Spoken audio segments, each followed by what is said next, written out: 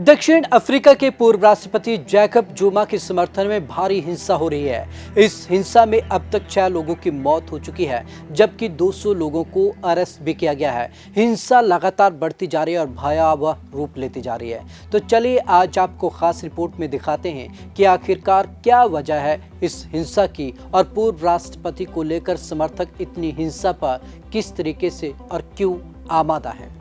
दक्षिण अफ्रीका में पूर्व राष्ट्रपति जैकब जुमा के समर्थन में भीषण दंगे हो रहे हैं और हिंसा बढ़ उठी है।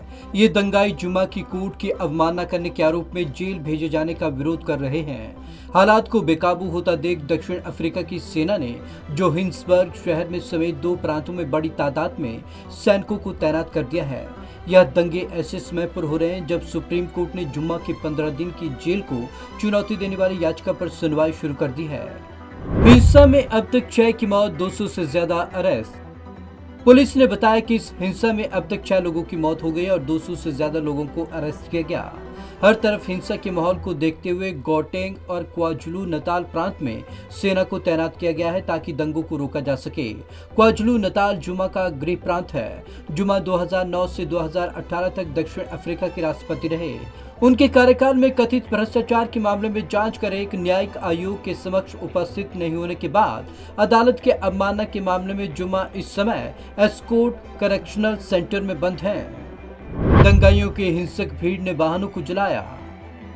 जुम्मा को 15 दिन की जेल की सजा सुनाई गई, जिसके बाद उन्होंने बुधवार को पुलिस को अपनी गिरफ्तारी दी। हालांकि 79 वर्षीय नेता ने भ्रष्टाचार के आरोपों को खारिज किया। जुम्मा की गिरफ्तारी के बाद देश भर में उनके समर्थकों ने हिंसक प्रदर्शन शुरू कर दिए। उन्होंने टायर जलाकर और अन्य अवरोधक डालकर रास्तों को बाधित कर दिया। दंगाइयों की हिंसक भीड़ ने वाहनों को जलाया और दुकानों को लूट लिया। राष्ट्रपति सिरिल रामाफोसा ने की हिंसा की निंदा। SANDF ने एक बयान में कहा कि उसने कानून प्रवर्तन एजेंसियों की मदद के लिए मिले अनुरोध के बाद तैनाती कर दी। दक्षिण अफ्रीका के राष्ट्रपति सिरिल रामाफोसा ने देश के पूर्व राष्ट्रपति जैकब जुमा की सजा के विरोध में आर्थिक रूप से महत्वपूर्ण प्रांतों में पिछले कुछ दिनों से चल रहे हिंसक विरोध प्रदर्शनों की निंदा की है। दंगाइयों से कोविड-19 के तेजी से फैलने की भी आशंका।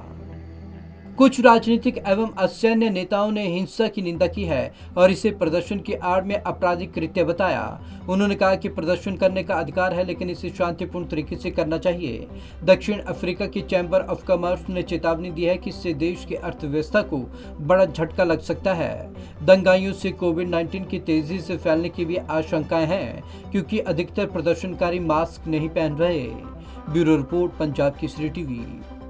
दक्षिण अफ्रीका में पूर्व सरकार के कई मंत्री इस बात का विरोध कर रहे हैं और साफ तौर पर कह रहे हैं कि हिंसा किसी भी सूरत में बर्दाश्त नहीं की जाएगी और कोविड-19 के प्रोटोकॉल को देखते हुए ये और भी अपराध की श्रेणी में आ जाता है, क्योंकि जिस तरीके से लोग लूटपाट को अंजाम दे रहे हैं और किसी भी तरीके से मानने को तैयार नहीं है, ये अपने आप में वहाँ की स्थिति को और गंभीर कर देता है। तो आज की इस खास रिपोर्ट में बस इतना ही। विवेक शर्मा को दीजिए इजाजत। नमस्कार।